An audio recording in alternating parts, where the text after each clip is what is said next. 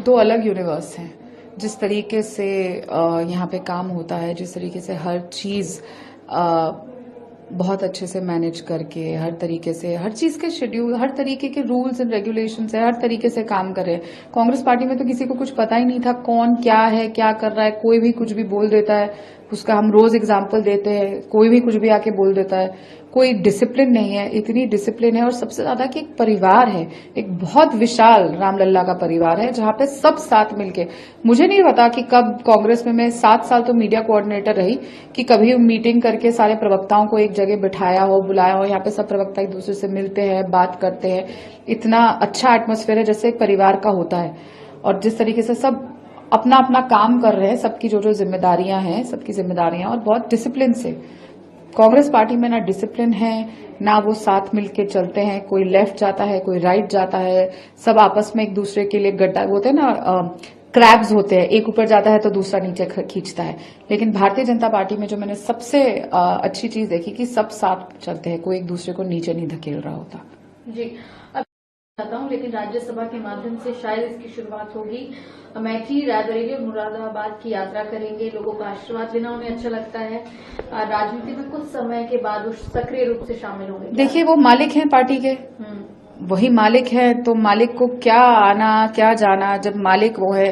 और family owned family run corporation है, आखिर में ये परिवार ही रह जाएगा। राहुल जी, प्रियंका जी, वड्रा जी, और तो कोई रह नहीं रहा। एक एक करके जिस तरीके से पार्टी से लोग छोड़ के जा रहे हैं, और ये बोलना कि मैं राजनीति में आना चाहता हूं, और मैं हमारे वैसे भी आपने जो सवाल पूछा वो नेता है। अभी तक तो जब तक मैं लास्ट पार्टी में थी वो पार्टी के नेता नहीं थे, पर अब शायद हो गए हो।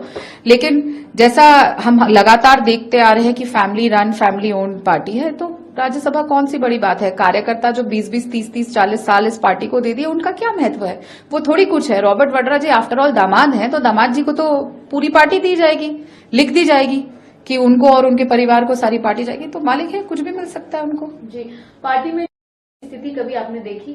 सुनने में तो मुझे भी आया, गलियारों में यही चर्चा रही है कि आपस में बनते नहीं, एक गुट एक कहता है एक गुट। देखिए, यही तो चीज है ना, पार्टी में ये चर्चा नहीं होती कि चुनाव की कैसे रणनीति बनेगी, पार्टी में ये चर्चा नहीं होती कि 5 न्याय को दुनिया तक कैसे लेकर जाए। पार्टी में यही चर्चाएं होती है कि भाई बहन में झगड़ा चल रहा है, कैसे करे। और पार्टी में कुछ भी ये चर्चा नहीं होगी काम की बात की। परिवार में ही उलझे रह जाते हैं, गांधी परिवार में। जी, रॉबर्ट वाड्रा कंगना रनौत को लेकर भी कह रहे हैं कि किसी को भी उम्मीदवार बना दे रहे हैं जिन्हें यही नहीं पता देश का पहला प्रधानमंत्री कौन है। तो इस तरीके से आप देख सकते हैं दोनों पार्टियों में क्या अंतर है। बिल्कुल, हम देख रहे हैं कि दोनों पार्टियों में क्या अंतर है। कांग्रेस पार्टी किसी को भी राज्यसभा देने को तैयार हो जाती है। रॉबर्ट वड्रा जी जाएंगे, क्या उनका कंट्रीब्यूशन है? उनका कंट्रीब्यूशन ये है कि उन्होंने जमीन का घोटाला किया, इतने बड़े बड़े जीजा जी पे आरोप है, और वो अगर राज्यसभा लेने जा रहे हैं। हमने ये भी देख लिया था किस तरीके से रॉबर्ट वड्रा जी ने अपने आप को कैंडिडेट डिक्लेयर कर लिया था, मैं मेथी से लड़ूंगा।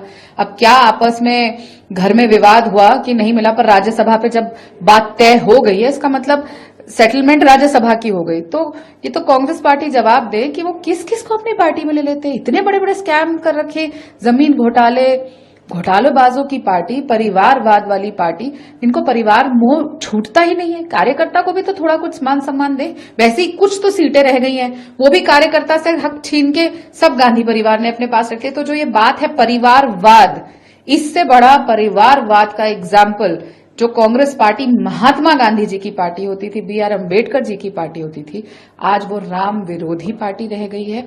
और वो सिर्फ रॉबर्ट वड्रा जी और इनके आपस के स्टेटस बढ़ाने की पार्टी रह गई है। जी, सेंट पीटर्सबर्ग जो है माफी मांगनी चाहिए, जो बयान दिया उन्होंने, जो जिस तरीके की बयानबाजी की गई, क्योंकि बीजेपी भी लगातार ये आवाज उठा रही है कि देश के विभाजन के लिए कौन जिम्मेदार रहा, और अब इस तरीके से वो जाति और इन सब चीजों को लेकर बयान कर देते हैं। ऐश्वर्या राय जी मिस वर्ल्ड रही हैं, दक्षिण भारत से आती है, क्या वो अफ्रीकी लगती है? सुष्मिता सेन जी ईस्ट इंडिया से आती हैं, कलकत्ता की तरफ से आती हैं, मिस यूनिवर्स रही, क्या वो चीनी लगती हैं? बहुत शर्म की बात है कि भारतीय राष्ट्रीय कांग्रेस, इंडियन नेशनल कांग्रेस, आज तक देश को देशद्रोही चश्मे से देखती है। उनको देशवासी नहीं दिखाई दिए। क्योंकि देशद्रोह का चश्मा जो कांग्रेस पार्टी का हर नेता पहनता है, उनको चीनी दिखाई दिए, उनको अरबी दिखाई दिए, उनको अंग्रेज दिखाई दिए, उनको अफ्रीकी दिखाई दिए, लेकिन देशवासियों में देशवासी नहीं दिखाई दिए। ये वही आदमी है जिसने आके सबको बताया था इनहेरिटेंस टैक्स के बारे में, लेकिन तब उनके ऊपर कोई कार्रवाई नहीं हुई।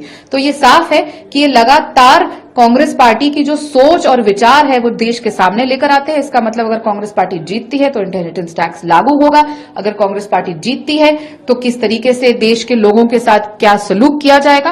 और देखिए ना, उनको पार्टी से अभी तक नहीं निकाला गया है। उन्होंने इस्तीफा दिया वो इसीलिए क्योंकि उन्होंने ये रूल तोड़ दिया कि घर की बात बाहर आ गई, इसीलिए उन्होंने इस्तीफा दे दिया। क्योंकि अगर कांग्रेस पार्टी उनके विचारों से अग्री नहीं करती तो उन आदमी को हुआ सो हुआ वाले को पार्टी से निकाल दिया गया होता।